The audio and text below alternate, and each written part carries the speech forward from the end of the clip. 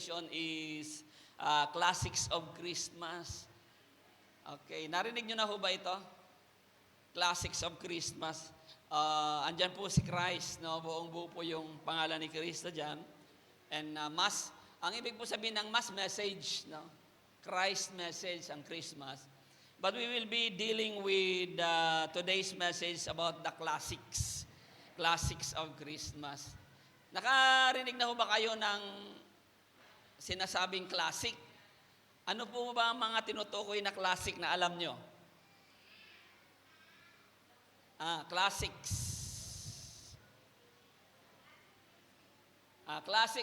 Classic music. Yan. Ano pa? Ano pang mga classic ang tinutukoy? Classic. Again, louder. Classic what? Classic dance. Music, dance. Classic car. Yung sasakyan na vintage na, di ba? Tawag doon ay classic. Ang katabi nyo ba, classic na? Malaman natin mamaya. So we will be defining first what classic means para magkaintindihan po tayo. So ang theme po natin, ang tema po natin ay altogether, Classics of Christmas. Actually, kaya po nakarating sa atin ang Kapaskuhan, 2,000 taon na ang nakakaraan. 2,000 taon na nakakaraan. At sineselebrate natin sa kasalukuyan hanggang ngayon, hanggang sa mga susunod pang henerasyon, sapagkat classic po ang Christmas. Amen. Classic ang Christmas. And we will be realizing today why is it a classic thing?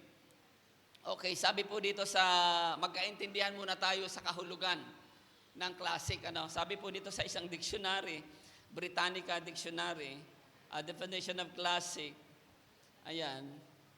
So, by the way, let's pray first. Manalangin muna tayo.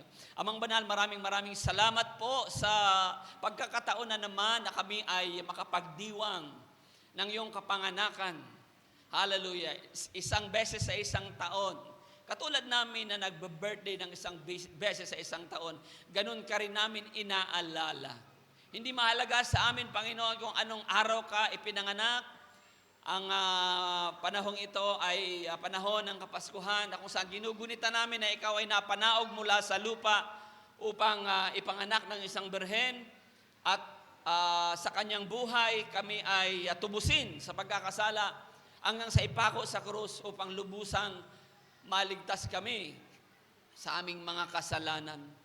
Ang ipinanganak na bata ay naging kordero ng Diyos na nag-aalis ng kasalanan ng sanlibutan.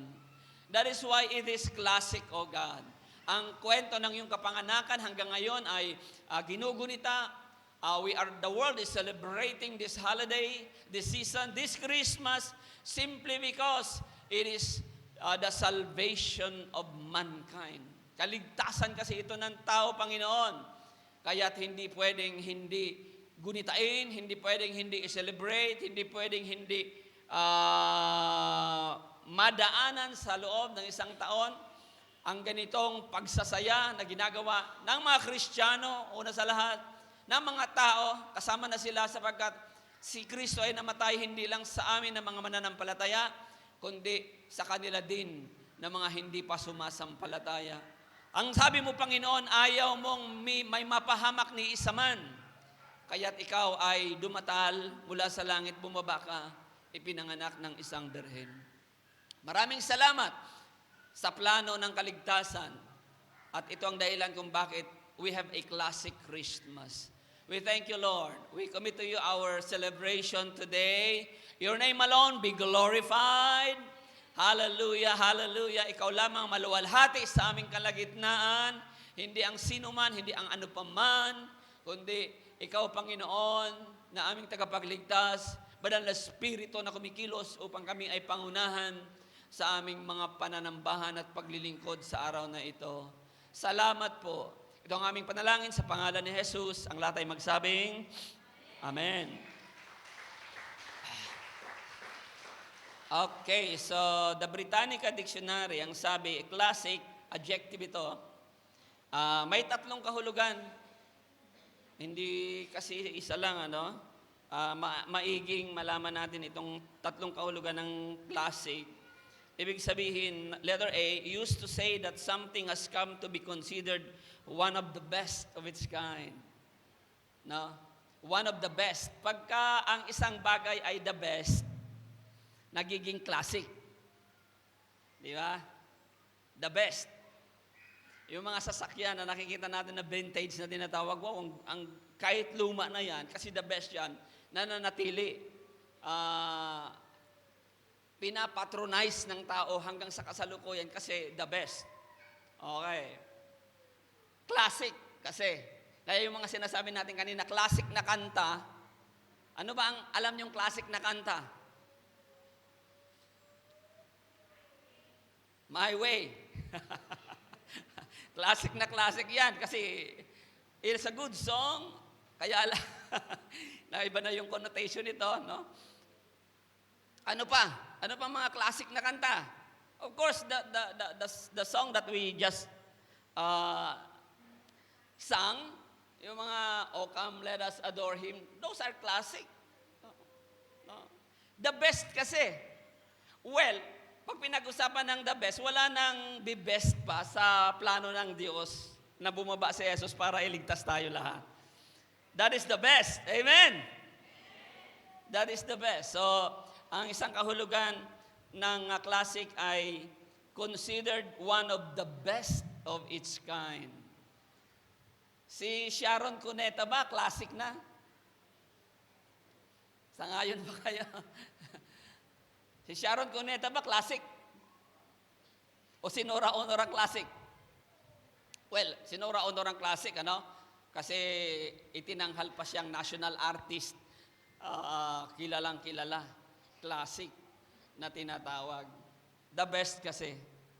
Pangalawa, used to say that something is an example of excellence. Hindi lang the best, kundi excellence. Well, we have an example here, classic novels, classic movies, classic cars, collection of classic cars. Di ba? Okay, tapos ang pangalawang kahulugan, something is an example of excellence. Maliban sa, of course, the best is excellent also. Magaling. Si Jose Rizal, pambansang bayani. Classic ba si Jose Rizal? Guys, classic ba si Jose Rizal? Yes. Tingnan niyo yung piso niyo. Andyan yung mukha niya. Kasi classic siya, the best, excellent si Jose Rizal. Kaya tinatawag na national hero and a classic also. Another meaning of classic, letter C, ang example pa na natin sa letter B, his winning goal was classic. Yung kanyang intention to win, a classic one. So that is an example. The letter C used to describe something that has been popular for a long time. Isang bagay na sikat sa matagal ng panahon. Okay, Beatles. Sinong fans dito ng Beatles? Yung mga kabataan ngayon, hindi ko na alam kung ano yung ina-idol nyo. Pero yung mga ina-idol ninyo, mga kabataan, mga Koreano, mga Korea, K-pop, hindi ko pa masasabing classic yung mga yan. Kailangan mo nang lumipas ang 100 taon. Kung sila ay sikat pa after 100 years, then that's the time I will going to say that they are classic. Kasi minsan yung mga sikat ngayon, ningas kugon, sikat ngayon, bukas wala na. Pag sinabing classic, sikat ngayon, nananatiling sikat hanggang sa dating ng panahon. So I mentioned with you Nora Honor, I mentioned with you Jose Rizal, di ba?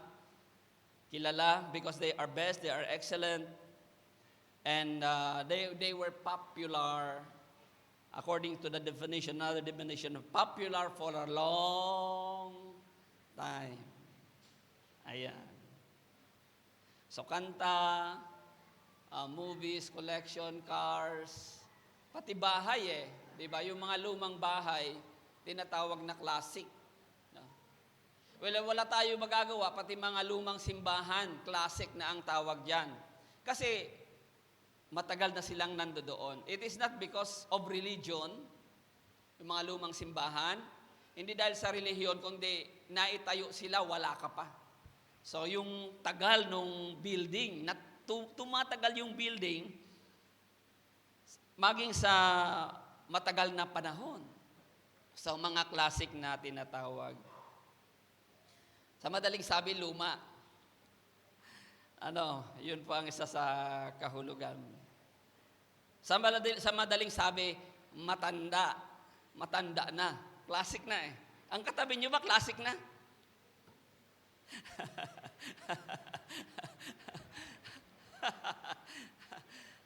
Matanda na eh. Tumatagal na eh. Okay, so we will move on with our message. Dinefine lang po natin para isa ang ating nalalaman tungkol sa classic. No? So, sa kwento ng Christmas, mayroong tatlong classic diyan. Kaya hanggang ngayon, sineselebrate natin ang Christmas. It is because of the trilogy of Christmas. Next slide, please. The trilogy of Christmas. Ano ibig sabihin ng trilogy? Yung tatlo-tatlo. No? Ano ang unang tatlo diyan? Ano ang unang tatlo? Say after me, the Trinity. Okay, so we have here an improved drawing, no? Yung kamay ay nagsisimbolo sa Ama. No? Yung cross ay nagsisimbolo sa Panginoong Hesukristo. No? Yung kalapati nagsisimbolo sa banal na Espiritu. Because of them, pupunta tayo sa langit. Amen. Malang nag-amen. Anong gusto niyo? Pasko lang. Ayaw pumunta sa langit. Because of them, pupunta tayo sa langit. Kasi they were the one who planned. Sila po yung nagplano ng ating kaligtasan. Ang sabi ng Biblia, ganun na lamang ang pag-ibig ng Ama na ibinigay niya ang kanyang bugtong na anak. No, ibinigay sa atin. Isinilang ng isang berhen, ipinako sa krus para sa ating kaligtasan. Tapos bumaba ang banal na Espiritu, tinutulungan tayo ng banal na Espiritu sa buhay Kristiyano ngayon. So they were the one. Pag pinag-usapan ng classic of Christmas, it is because of these three. Amen. The Father, the Son, and then the Holy Spirit. They were the originator of Christmas. Palapakan natin ang originator ng Christmas. Amen. That is the Trinity. That is the trilogy of Christmas, and it is because of this thing is classic. Siyempre, Diyos ba naman ang kumilos? Hindi pa ba magiging classic yan? Kaya nga, sabi ko sa inyo, pati yung ibang relihiyon ina-adapt na itong Christmas. Pero inaalis nila si Christ, ginagawa lang nilang Xmas, but they want the holiday, the season. Why? Because they are earning money. Kino-commercialize ang Kapaskuhan. But anyway, kahit kino-commercialize nila ang Kapaskuhan, hindi nila maiiwasan na malalaman ng mga tao na ang dahilan ng selebrasyon ay si Kristo. Amen. Ang dahilan ng selebrasyon si Kristo. People will know in one way or the other, though they are just like like the occasion, they like the season, the holiday, they will realize in the long run, as they celebrated this holiday, they will realize in the long run that the reason for the season is Christ. Amen. It is because of this Trinity. Amen. Yan ang pasimono. Another trilogy, kung bakit classic yung Christmas, si Joseph's family. Si Joseph, si Mary, at saka si Jesus. Tatlo na naman. Ayan. Pwede bang may Christmas na wala itong tatlong ito? Yun ang main character, Pero behind the main character is the Trinity. And we have also another trilogy, the three wise men. Ayan. So, bahagi sila ng tinatawag na the trilogy of Christmas. Pero alam nyo ba na mayroon pang tatlong entity na nakisawsaw dyan sa Kapaskuhan? Una, ano yung unang trilogy natin? Nakalimutan nyo kaagad, gutom na ba kayo?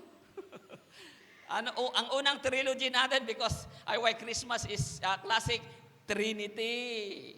Ano ang pangalawa? Joseph's family. Ano yung pangatlo? The three wise men. Not kings, wise men ang tawag ng Biblia. And there are another classic character here, the three entity, which is Simeon, Anna, Zacarias, and Elizabeth.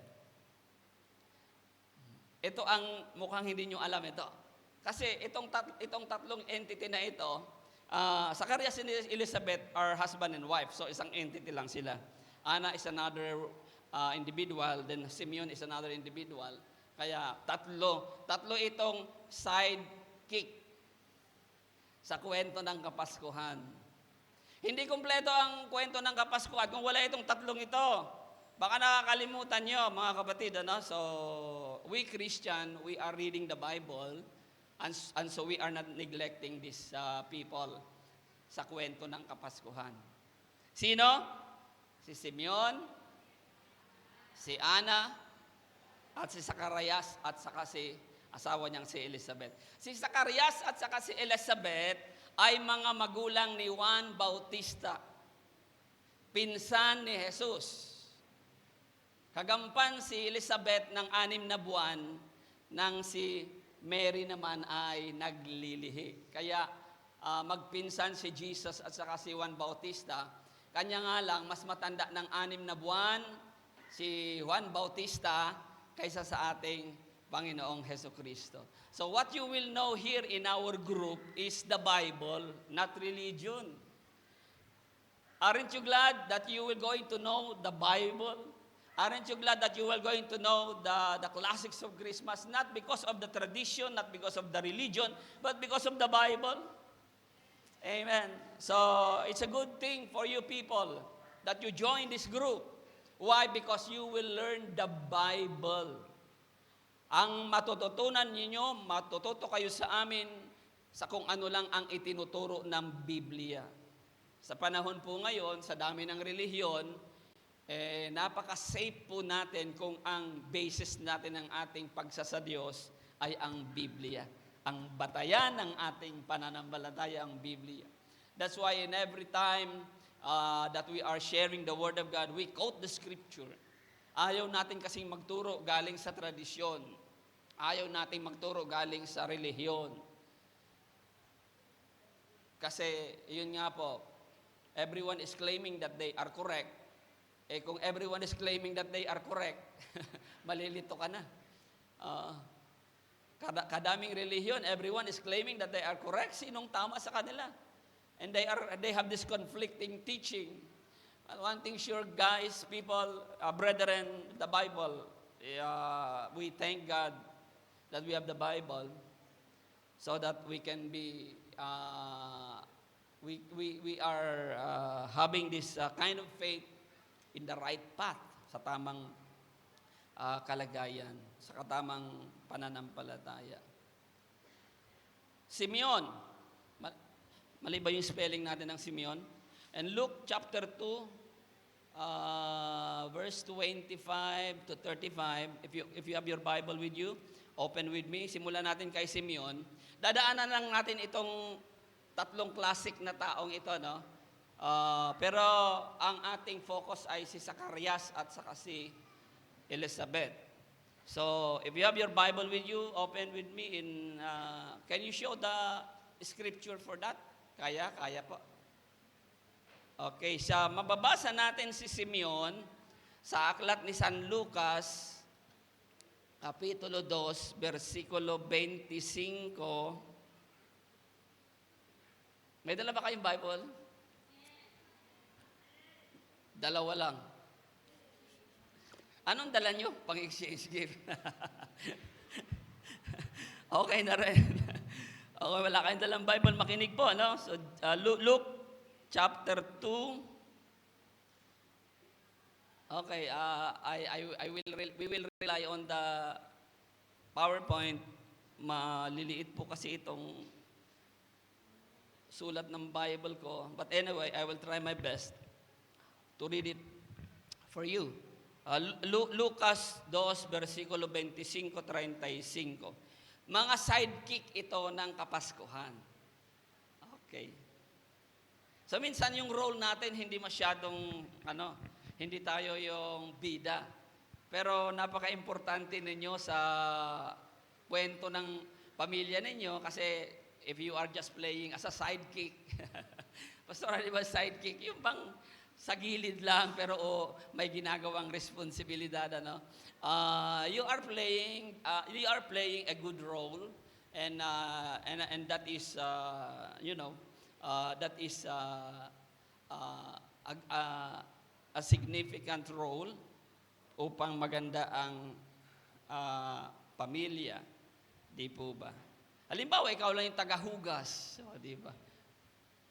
Kung walang tagahugas, dumi-dumi ng bahay. Okay, so this one is chapter 2, verse 25.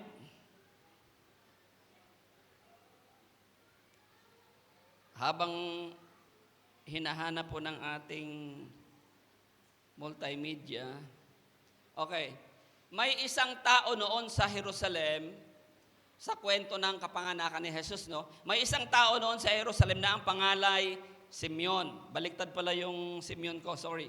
You check the spelling. S-I. May isang tao noon sa Jerusalem na ang pangalan Simeon. Isang lalaking matuwid. Ang sabi ng Biblia. May takot siya sa Diyos at naghihintay sa katubusan ng Israel.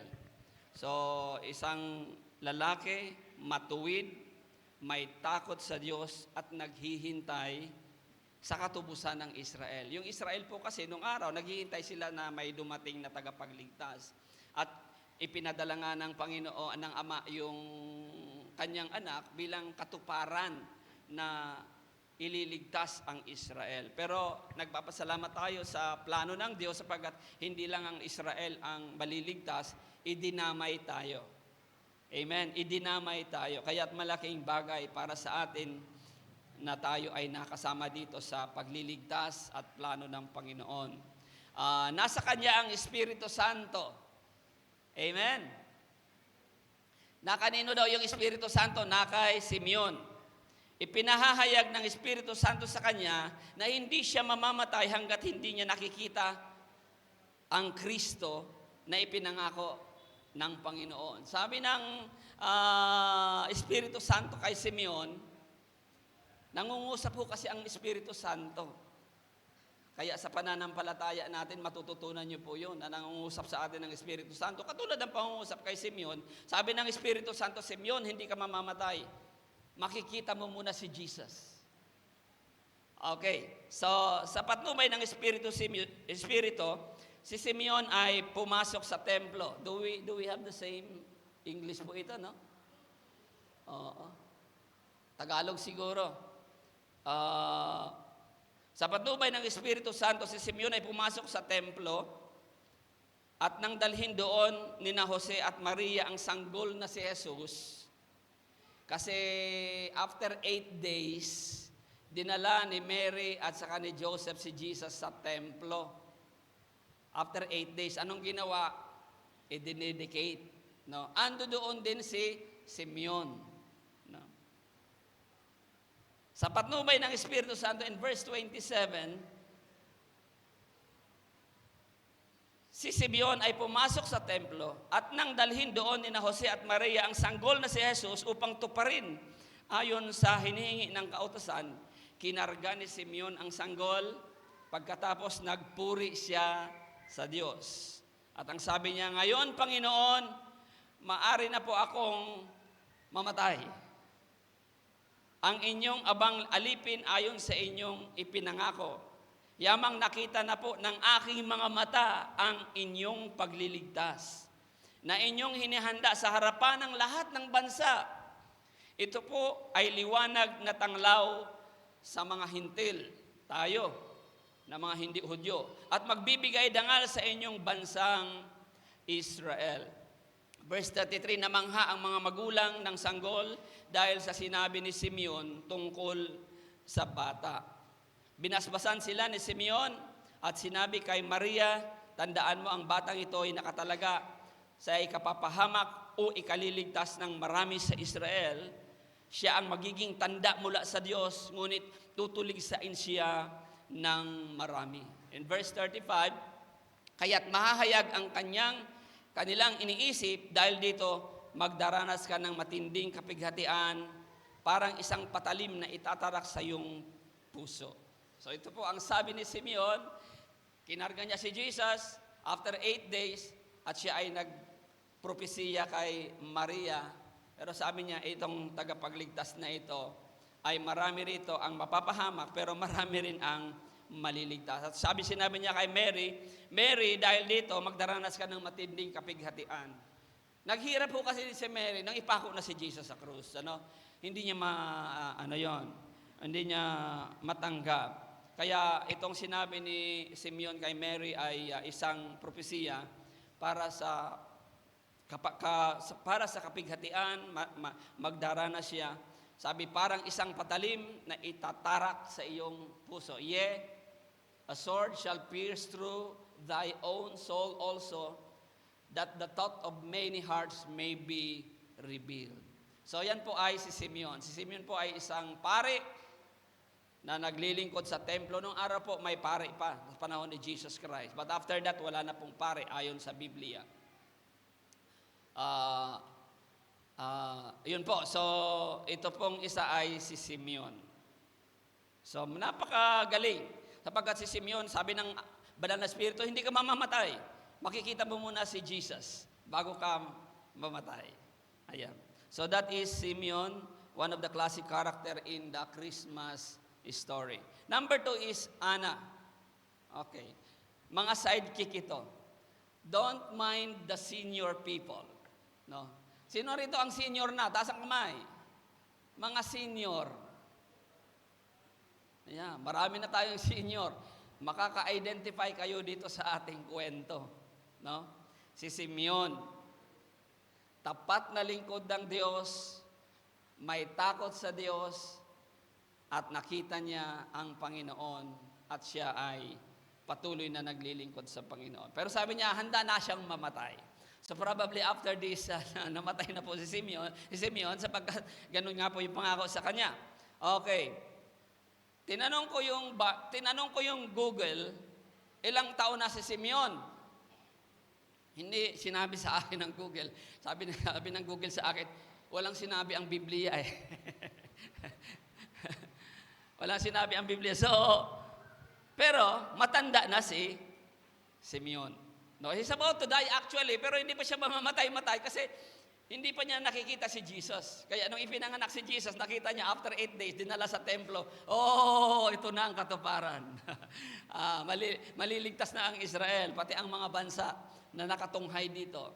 Kasama na siya bilang tumitingin sa pagliligtas ng Panginoon.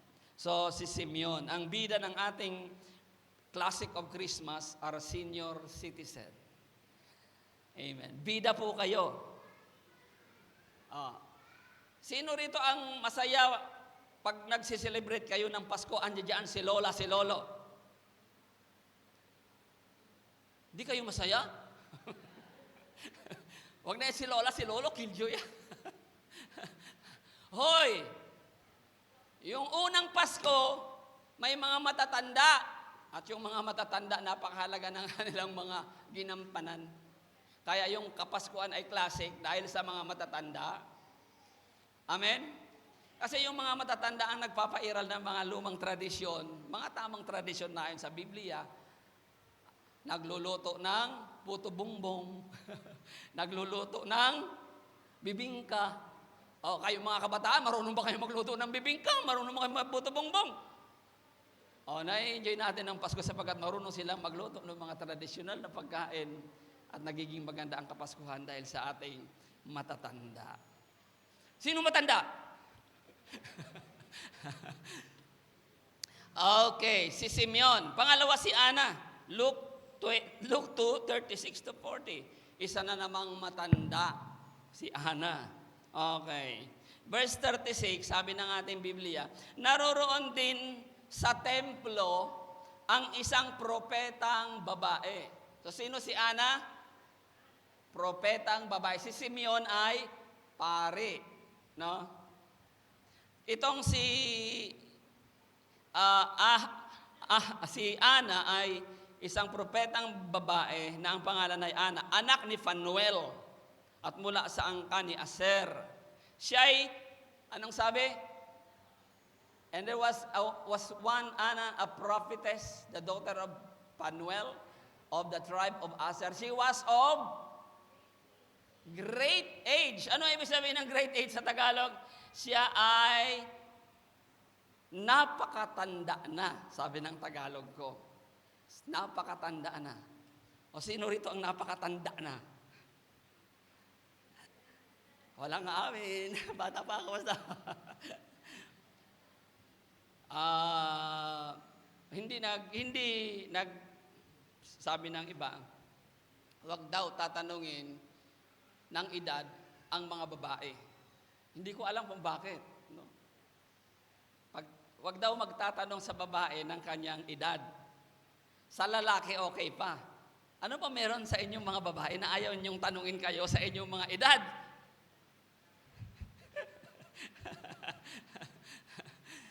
Okay. Si Ana, ang sabi ng Biblia, sa English, a great age. Wow! Sa Tagalog ko, si Ana, siya ay napakatanda na. Ayan. Eto, bilangin natin. May binigay na numero, no? 7 taon pa lang silang nagsasama ng kanyang asawa. 7 taon pa lang silang nagsasama ng kanyang asawa. At ngayon, 84 na taon na siyang biyuda. Okay. So, ilang taon na si Ana? Ulitin natin. Sabi ng Biblia, and she was a widow of about 80. Ang ibig sabihin ng 80 ay 7 taon. No? Or rather, 84. Pero ang sabi, siya ay 7 taon pa lamang silang nagsasama ng kanyang asawa. At namatay yung asawa niya. Ngayon, ilang taon na siya? 84 na taon na siyang biyuda. Paano nyo bibilangin yon? 84 ng biyuda. 7 taon lang silang nagsama ng kanyang asawa. Addition ba? Addition. 84 plus 7. Ilang taon na si Ana? 91. Nung nag-asawa siya. Ilang taon nag-aasawa ang mga tao sa Biblia nung araw? 7 taon kasing silang nagsama. Ibig sabihin, marriageable age na si Ana. Naintindihan nyo? Pwede na siyang ikasal. Ilang taon ba ang kinakasal yung mga matatanda natin? Ilang taon sila kinakasal? Kayo, ilang taon kayo kinasal? Yung lola ko, 15 years old nang ikasal. So, sino rito ang 15 years old nang ikasal? Wala naman. Sa mga matatanda natin. Wala. 16 years old. Wala. Ibaba natin, 14 years old. 14 years old ba kayo kinasal? Ano ang pinakamataas na edad ng kayo ikinasal? 18. Sino yung 18 dito? 18 years old na kinasal? Si Mama D. Si Mama D.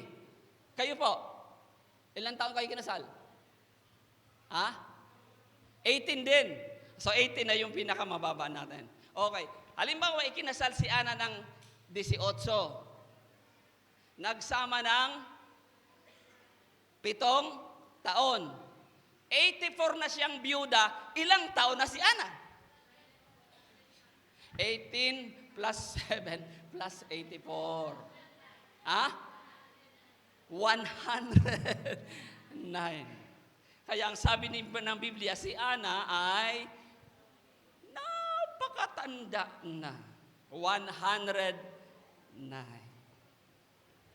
Sinong gustong umabot ng 109? Taas ang kamay. Kumain kayo ng gulay. Si Ana ay napakatanda na. Eto nga, 7 taon pa lamang silang nagsasama ng kanyang asawa at ngayon 84 na taon na siyang byuda. Lagi siya sa templo at araw-gabi sumasamba sa Diyos sa pamamagitan ng pag-ayuno at pananalangin. Amen.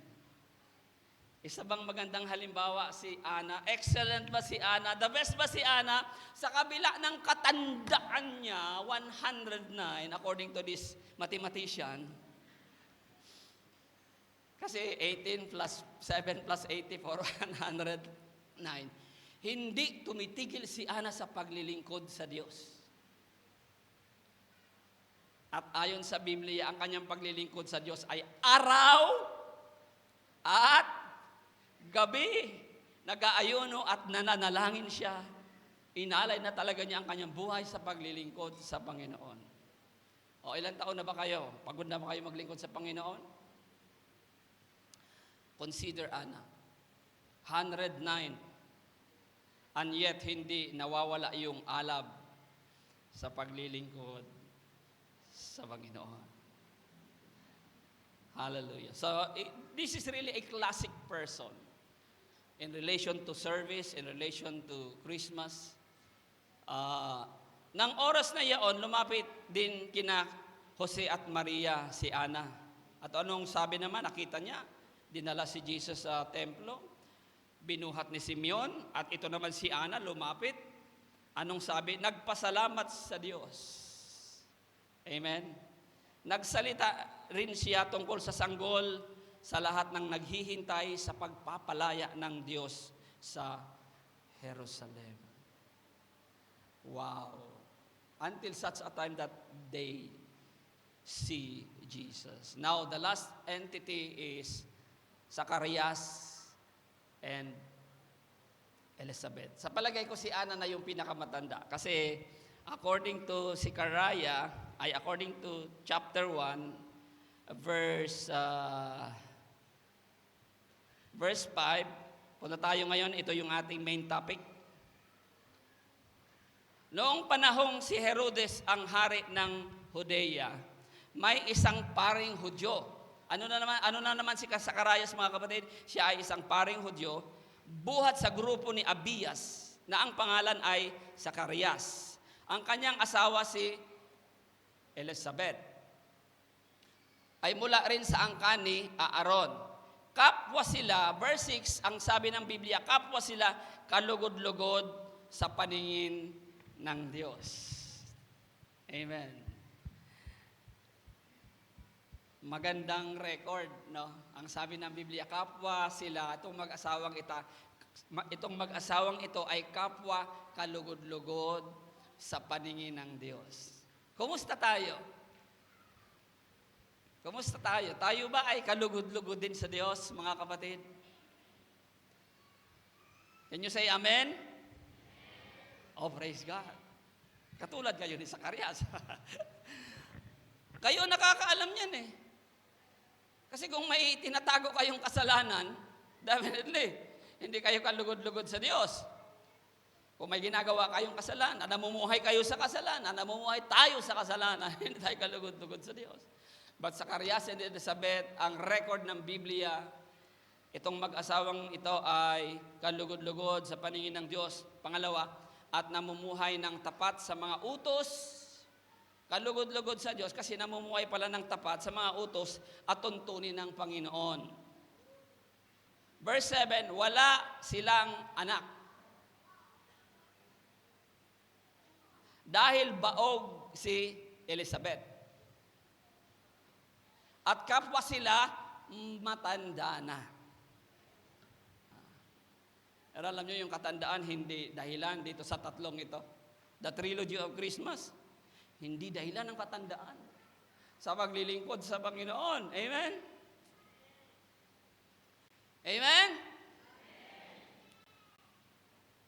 Hallelujah. Kapwa sila matanda na.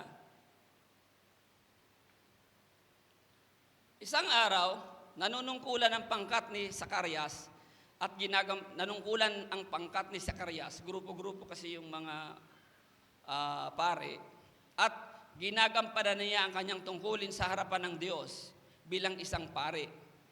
Nang sila'y nagpalabunutan, ayon sa kaugalian ng mga paring Hudyo, siya ang napiling magsusunog ng insenso, si Zacarias. So siya dahil nagpalabunutan sila, siya yung napili, siya yung papasok doon sa banal na dako. Pumasok si Zacarias sa templo ng Panginoon. Sa oras ng pagsusunog, as you can see the picture, no? We are now moving to Zacarias and slide number 7. Slide number 7. Let's show first the slide number 5.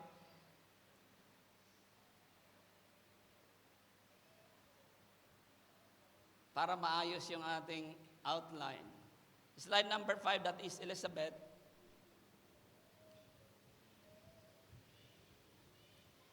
Okay, so slide number 5. Okay, so that is Elizabeth. Then slide number 6, yung, I'm sorry, number 6 pala yung kay Elizabeth. And slide number 7, si Zacarias. So this is what Zacarias is doing. Nagsusunog siya ng insenso sa loob ng isang templo. In verse 10, habang nagkakatipon naman sa labas ang mga tao at nananalangin. Verse 11, doon nagpakita sa kanya ang isang anghel ng Panginoon. Doon sa dalawa, ang Holy Spirit ang nagsalita. Dito kay Zacarias, isang anghel ng Panginoon. Nakatayo ito sa gawing kanan. As you can see the picture, no? The cartoon. Nasindak si Zacarias. No, siyempre, ikaw ba na makakita ng anghel? Pero people, Christian, until now, you can see angels if you want. No? You just live a holy life. Amen. Maging tapat tayo sa Panginoon and you desire for it and you can see angels. Yung ating founder ng Christ to the Philippines, dito sa likod, nakakakita ng anghel dyan sa likod. Andyan kasi yung opisina. So, Christian, it is for on us. Pwede tayong makakita ng anghel. Makarinig sa sinasabi ng Banal na Espiritu at makakita ng anghel, katulad ni Zacarias. At natakot siya, nasindak, natakot. Sino ba naman yung matatakot? Ngunit sinabi ng anghel sa kanya, huwag kang matakot, Zacarias. Dininig ng Diyos ang inyong panalangin. Ang iyong asawang si Elizabeth ay magkakaanak ng isang lalaki at Juan Bautista ang ipapangalan. Ikaw ay matutuwa at magiging maligaya. Marami ang magagalak sa kanyang pagsilang kay Juan Bautista. Sapagat siya ay magiging dakila sa paningin ng Panginoon, hindi siya dapat uminom ng alak o anumang inuming nakalalasing. It jumps. Tumalon yung aking Bible. Wait a minute. Okay.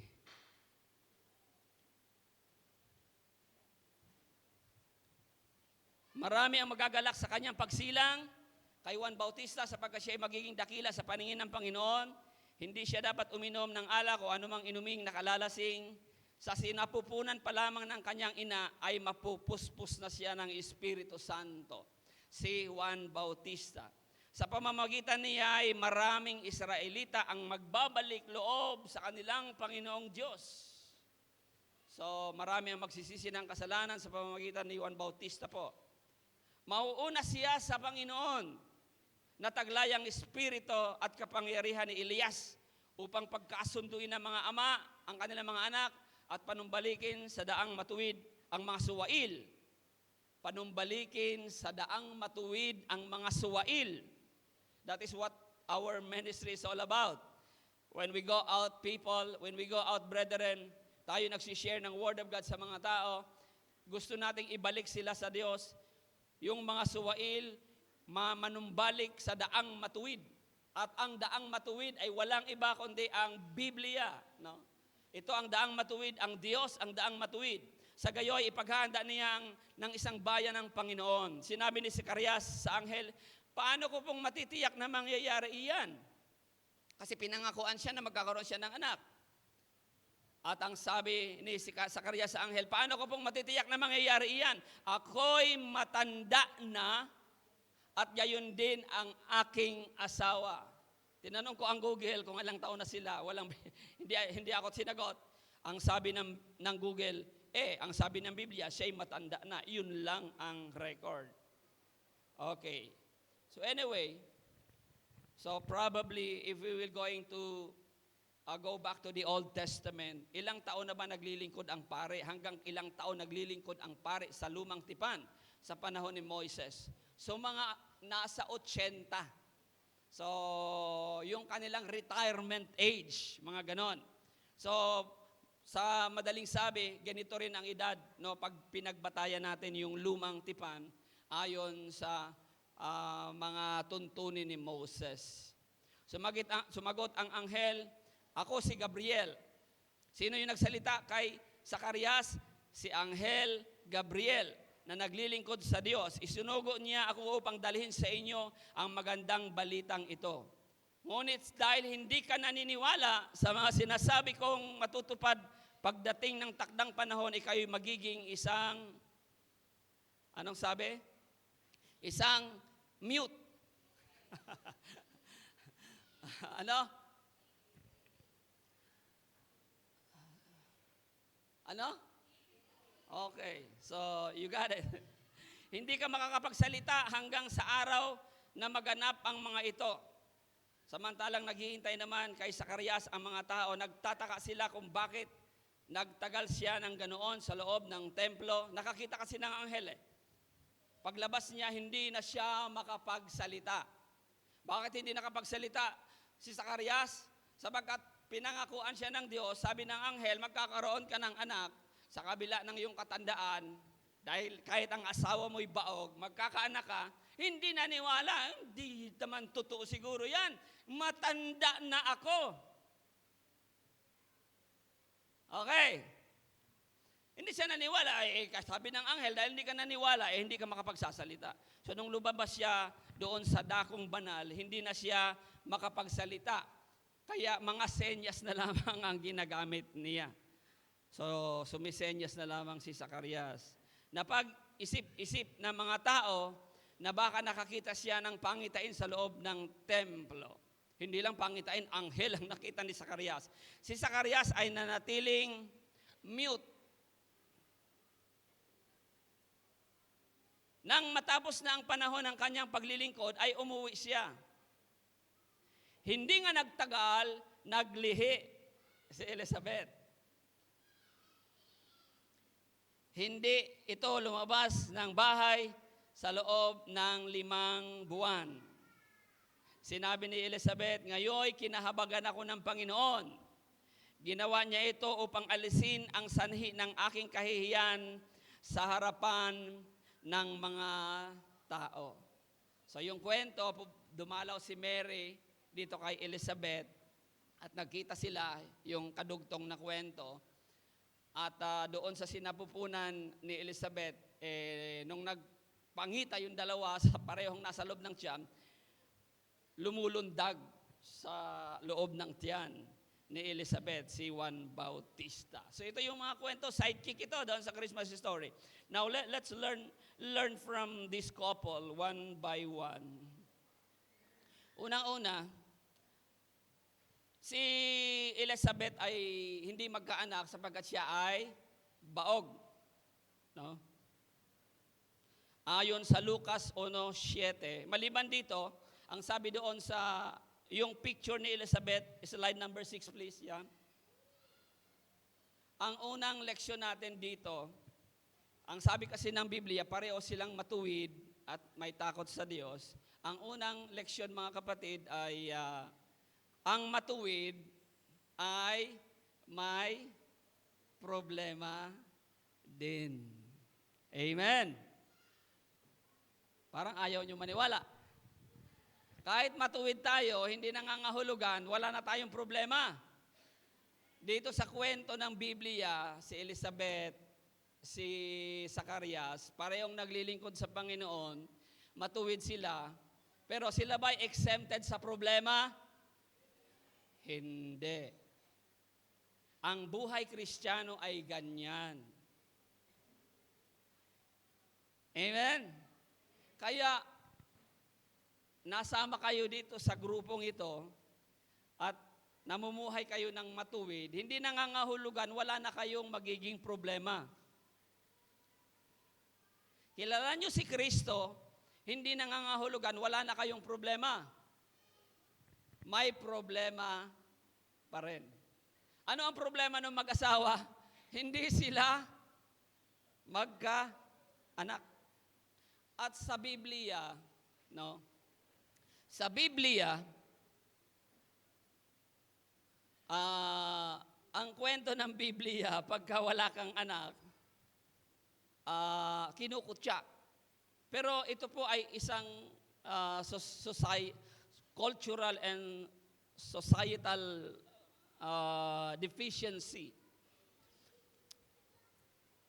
Hindi lahat ng baog, hindi lahat ng hindi nagkakaanak ay isinumpa ng Diyos.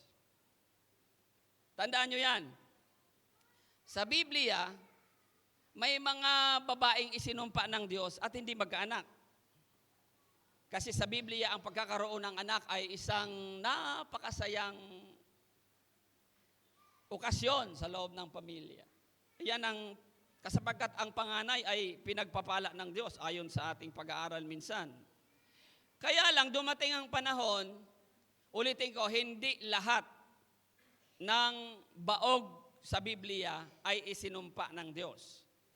No? Kaya lang, dahil may baog na isinumpa ang Diyos, naging kultura na ito'y kinukutya. Naintindihan niyo mga kapatid? Naging kultura na. Kaya kahit ikaw ay, halimbawa si Elizabeth, baog siya, pero ang sabi ng Biblia, matuwid silang mag-asawa sa harapan ng Diyos, hindi nangangahulugan, isinumpa si Elizabeth at saka si Zacarias dahil wala silang anak. It just happened na may ganoong pangyayari at naging cultural and societal epidemic. No? Hindi biblical. No? Hindi biblical ang hindi pagkakaroon ng anak na siya'y isinumpa. Hindi biblical. Hindi yan itinuturo ng Biblia. Nagkataon lang na may isang pangyayari na isinumpa ang isang babae ng Diyos sa lumang tipan, naging kultura na itong babae ito'y kinukutya. Kaya sino man ang hindi magkaanak, kinukutya na. Naintindihan nyo? Naging kultura na. Iyan ang nakakalungkot sa tradisyon. No? Kaya dapat nag-aaral ng Biblia. Hindi ko mo ginawa nung nakaraan, magpapatuloy yung ganoong kaparehong pangungutya. Hindi. No, sa Biblia, sino ba yung mga baog? Si Hana. Si Hana. Nanay ni Samuel. Sino pa? Si Sarah. Nanay ni Isaac. Pero mga nagkaanak ito. Ano? Si Raquel. Sino pa? Marami sa Biblia. Pero ulitin ko para lilinawin natin ang katuruan, ha? Lilinawin, hindi biblical, hindi turo talaga ng Biblia na pagka wala kang anak, ikaw ay isinumpa. Hindi yan tinuturo ng Biblia. Naging cultural, at saka societal. Bakit? Sapagkat minsan kasi may ganong nangyari, sinumpa ang Diyos na hindi nanganak. Itong mga tao hanggang sa kasalukuyan, dala-dala yung ganoong pangungutya. Kaya ito si Elizabeth ay isang halimbawa, mga kapatid. Pero alam nyo, dinaramdam ito ni Elizabeth kasi sino rito ang nagdaramdam pagka kinukutya kayo ng inyong mga kapitbahay? Siyempre, bilang tao, societal, yun ang tingin ng mga tao sa atin. Kaya tayo nagdaramdam. Pero wala tayong dapat ipagdaramdam, mga kapatid, sapagkat hindi naman kalooban ng Diyos ang mga kalagayan minsan ng buhay natin. Tayo ay mga Kristiyano, pero hindi nangangahulugan tayo ay wala ng problema. Ang mga Kristiyano ay may problema din, katulad ni Zacarias at saka ni Elizabeth. Kahit sila'y matuwid, kahit sila'y sumusunod sa panuntunan ng Diyos, naglilingkod sa Diyos, hindi exempted sa problema. Kaya huwag ipagtaka. Pastor, bakit nung na-born again ako, dumami pa yata ang aking problema? Dumami pa yata, nagpatong-patong na ang problema ko, Pastor. Bakit gano'n nung nakakilala ko sa Panginoon? May kinakounsel si Sister Melissa kagabi. Ganon yung kanyang kalagayan. Ba't nagpatong-patong yung problema? Kasi nga, kahit Kristiyano ka na, hindi ka pa rin, wala ka pa rin dito andi dito ka pa rin sa lupa. No? Pagdating natin sa langit, maiibsa ng lahat. Pero habang tayo narito sa lupa, katulad ni Elizabeth, affected siya. Pero hindi dapat Kasi yung pagiging baog niya, hindi naman sumpa ng Diyos. Kaya lang yung kapaligiran kasi, nagsasabing, wala kang anak, sinumpa ka ng Diyos. Pero ang katotohanan, hindi. Amen? Pero siya ay affected. Ganyan tayo minsan, namumroblema tayo sa wala namang kapararaking bagay. Hindi naman totoo, pinoproblema natin. Amen. Hindi naman totoo, pinoproblema natin, nasa damdamin kasi, mga kapatid. So, ano yung pangalawa nating lesson dito? Ang sabi ng Biblia, nagkaroon ng anak si Zacarias kay Elizabeth. Naglihi si Elizabeth even at the age of 80 at baog pa. No? In Luke 1 verse 13, do we have the slide? Yes. Ngunit sinabi ng anghel sa kanya, huwag kang matakot, Zacarias, dininig ng Diyos ang inyong panalangin. Amen. At last, for so many years, sabi ng anghel sa kanya, Zacarias, dininig ng Diyos ang inyong panalangin. Anong ibig nating sabihin? Hindi sayang ang panalangin. Sa tamang panahon, didinggin ng Diyos. Anong gagawin natin? Maghintay. Magpatuloy sa pananalangin, mga kapatid. Isipin nyo, matanda na sa Zacarias. Kaya nga pinagtawanan niya yung anghel, ano ako magkakaanak, matanda na kaming dalawa ni Elizabeth. Elizabeth baog pa. Zacarias, hindi ka naniniwala, hindi ka makapagsasalita mula ngayon hanggang manganak si Elizabeth. Ano pang leksyon doon, mga kapatid? Huwag pagdudahan ang pangako ng Diyos. Pag pinagdudahan mo ang pangako ng Diyos, baka hindi ka rin makapagsalita. Ganun ang nangyari kay Zacarias. Siguro sa atin, hindi makapagsalita kung hindi na tayo makagalaw. Kung pagdududahan natin ang pangako ng Diyos. Pag ang Diyos ay nangako sa atin, mga kapatid, binabanggit yan ng Espiritu Santo sa atin sa pamamagitan ng pagbabasa ng Biblia. Let's just believe it. Mayroon bang karapatang hindi maniwala si Zacarias? Ay, oo. Bakit? sapagkat siya'y matanda na. Sabi niya, ako'y matanda na. Si Elizabeth, baog pa. Mayroon ba siyang karapatang hindi maniwala? Mayroon?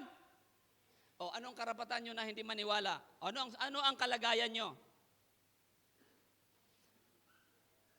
Ano ang kalagayan nyo? Pastor, wala naman akong kakilalang magbibigay sa akin. Parang imposible. Wag! Wag nating sasabihin yan. Kasi kung tayo nananalangin, paniwalaan po natin. Mga kapatid, kasi mayroong consequence pagka tayo ay hindi naniwala sa ganitong mga pangako ng Diyos. Kaya isang araw, dumating yung tamang panahon, hindi sayang ang pananalangin. Ang sabi ng anghel, Zacarias, dininig ng Diyos ang panalangin mo. Kaya yung mga nagpipray dyan, mayroong ganon. Hindi kagyat na answered prayer tayo. Amen? Inaabot ng 50 taon.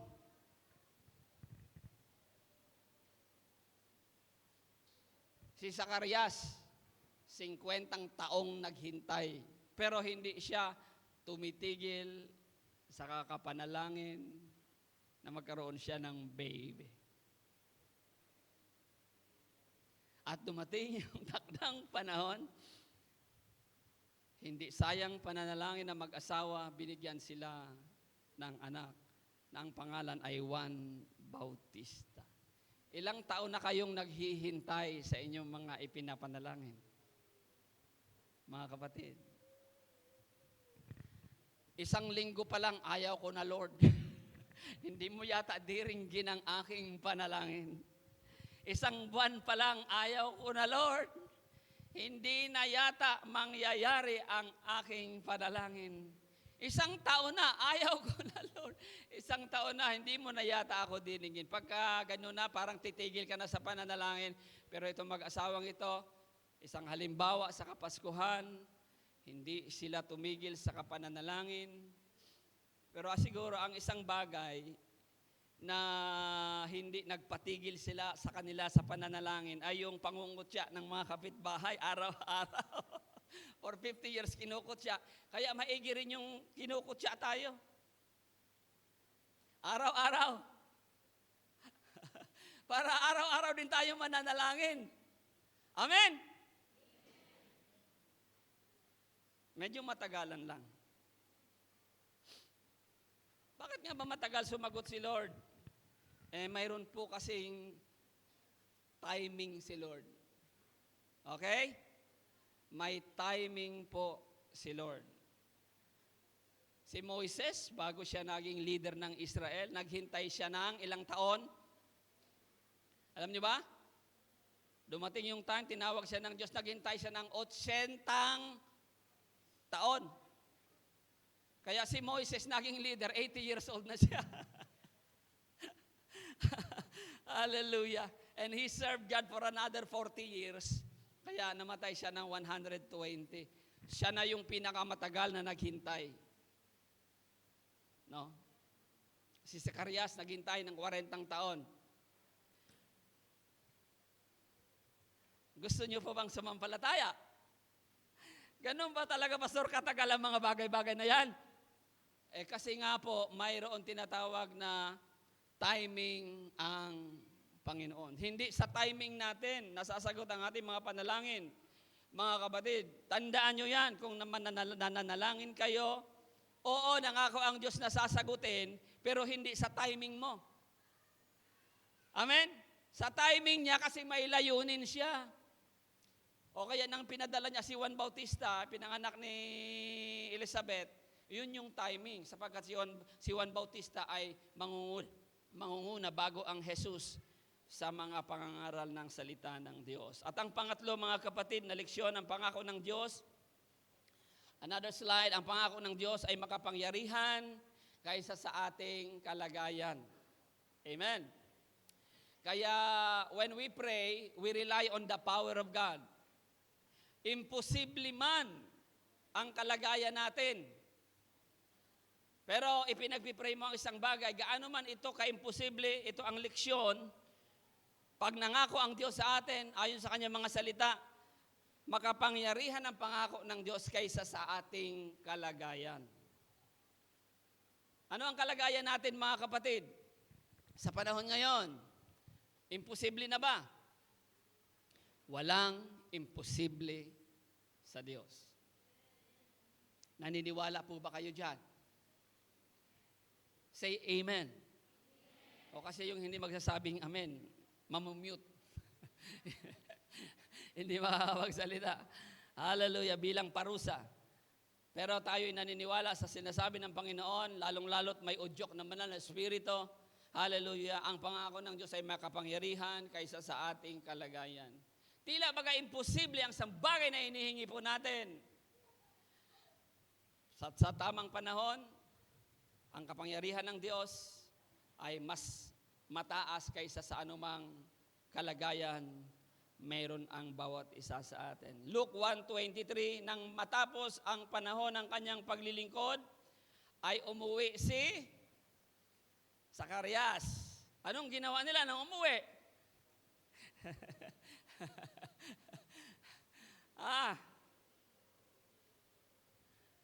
Si Mary lang yung nanganak na walang tatay. Kasi nililima ng banal na Espiritu. Pero all the rest, yung lahat ng mga nanganak na baog, siyempre, nagsiping. Amen. Naglabing-labing. At 80 years old. At 80 years. Well, si Sarah at saka si Abraham, ganun din ang edad. At nagkaroon nga po sila ng Isaac. Ito naman si Zacarias at saka si Elizabeth. Nang matapos na ang kanyang paglilingkod sa templo, umuwi siya, hindi nga nagtagal at naglihi si Elizabeth. Hallelujah. Walang imposible sa Panginoon. Iyan ang kwento ng Kapaskuhan, mga kapatid. Dumating ang Panginoon sa atin upang ang bawat isa sa atin ay maligtas, hindi lang maligtas kundi matugunan tayo sa lahat ng ating mga pangangailangan sa buhay, pero hindi sa ating panahon, kundi sa panahon ng Diyos. Christian, when we ask God, we don't hurry up. Hindi tayo nagmamadali pag humingi tayo sa Diyos. Kasi hinihintay natin ang Diyos, Lord, timing mo na ba? Timing mo na ba? Pag hindi pa timing ni Lord, mag-pray ka lang. Maghintay ka lang. Uulitin ko, ilang taong naghintay si Zacarias? 40, almost 40 years. At may pinakamatagal pa dyan, si Moises. Ilang taong naghintay si Moises? 80 years. So in conclusion, about Elizabeth and Zacarias, according to Neil McBride, Elizabeth and Zacarias are a reminder.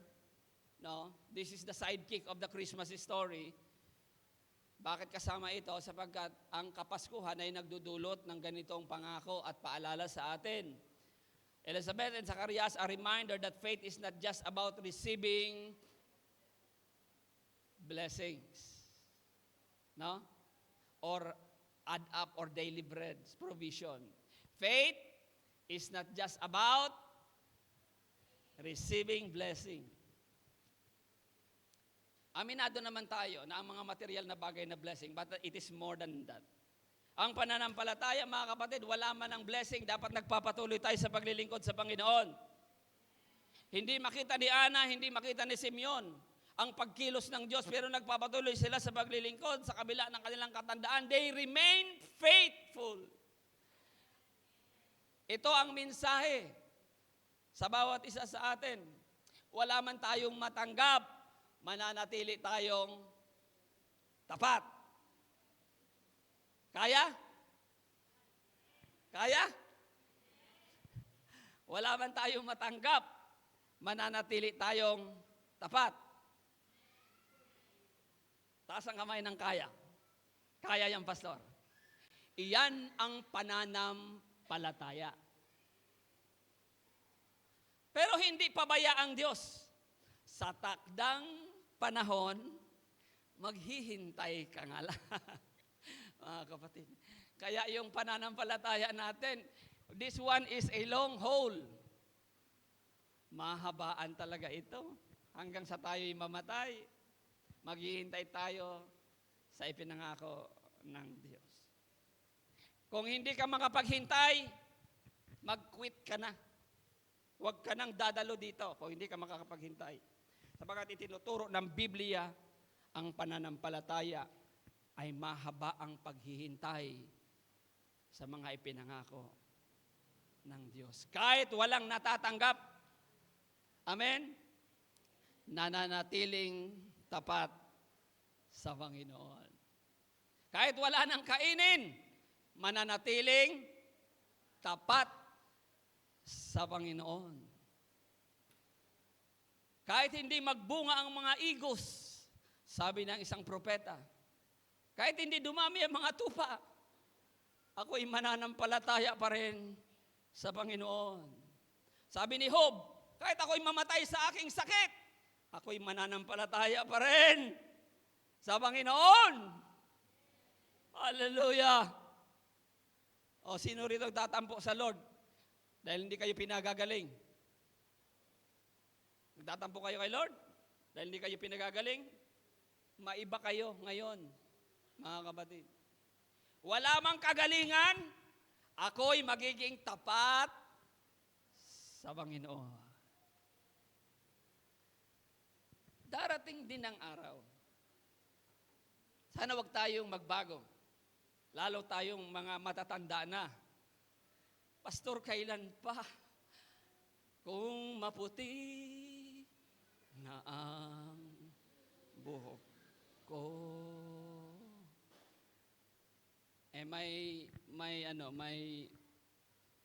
May parody si Ayam TV. Tungkol diyan. Kung tayo'y matanda na, sana'y wag tayong makalbo. Kailanman. Sa kanta niya, makita mo pa kayang, ako'y nagtataka, ano ba talaga ang shampoo mo? Pare, nasaan na ang buhok mo? Tumanda na kalbo. Makalbo man tayo. Pumuti man ang ating buhok. Mananatili tayong tapat sa Panginoon. Kasama yan sa Christmas story. Si Simeon, si Ana, 109, hindi tumitigil sa paglilingkod sa Panginoon. Hallelujah. Si Zacarias, 80. Si Elizabeth, 80. Baog pa. Pero nakita nila ang tagapagligtas, nasumpungan ni Zacarias at ni Simeon ang pangako ng Diyos. Di bale mga kapatid, may mga pagkakataon na hindi talaga natin makikita ang pangako ng Diyos dito sa lupang ito. Kaya anong sabi ni Job, di bale, hubad naman akong dumating, hubad akong babalik. Amen. Basta ako'y naniniwala sa Diyos. Ang importante, dahil sa Kapaskuhan, pupunta tayong lahat sa langit. Amen. At ang ating mga pangalan ay nakasulat sa aklat ng buhay, hindi sa raffle mamaya. Ayun ang mas importante. Ay, may kita po, nakalista ang pangalan nyo sa raffle. Pero higit sa lahat, dahil sa Pasko, nakasulat ang ating pangalan sa aklat ng buhay. At pag tayo'y kinuha na ng Panginoon, amen, tayong lahat ay pupunta sa langit dahil sa classic ng Kapaskuhan. Salamat sa Ama, salamat sa mag-asawang si Joseph at si Mary, salamat sa Three Kings. This make things Christmas classic. And at the same time, we thank the sidekick, no? Si Simeon, si Ana, more than anything, si Elizabeth also, and si Zacarias, which we got our lesson today.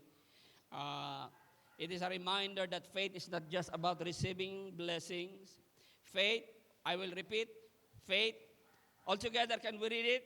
Faith is not just about receiving blessing.